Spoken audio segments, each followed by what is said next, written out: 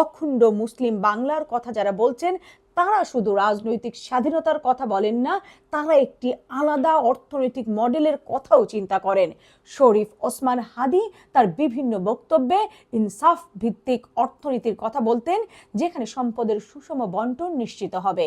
তাদের মতে বাংলার দুই অংশ যদি অর্থনৈতিকভাবে আরো বেশি শক্তিশালী হয়, তবে এই অঞ্চলটি দক্ষিণ এশিয়ার অন্যতম প্রধান বাণিজ্যিক হাব হয়ে উঠবে। ইসলামী অর্থনীতিতে জাকাত, উসর এবং সুদ মুক্ত ব্যাংকিং ব্যবস্থার উপর ভিত্তি করে একটি সমাজ ব্যবস্থা গড়ে তোলার স্বপ্ন জামায়াত এবং অজামায়াত দুই পক্ষের ইসলামিস্টদের মধ্যে আছে।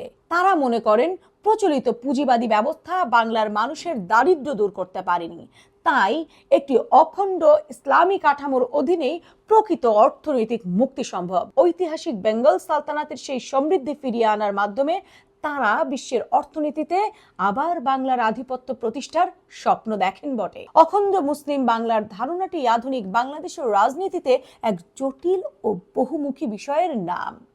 এটা একদিকে যেমন ঐতিহাসিক বঞ্চনার প্রতিবাদ, অন্যদিকে একটি শক্তিশালী ভবিষ্যৎ গড়ার ইচ্ছা। শরীফ ওসমান হাদির আত্মত্যাগ এই স্বপ্নকে নতুন প্রজন্মের মধ্যে এক পবিত্র কর্তব্যে পরিণত করেছে। যদিও ভৌগোলিক অখণ্ডতা এই মুহূর্তে আন্তর্জাতিক ও ভূ রাজনৈতিক কারণে প্রায় অসম্ভব বলে মনে হয়, কিন্তু এর সাংস্কৃতিক ও রাজনৈতিক অখণ্ডতার বিষয়টি দিন দিন আরো জোরালো হচ্ছে।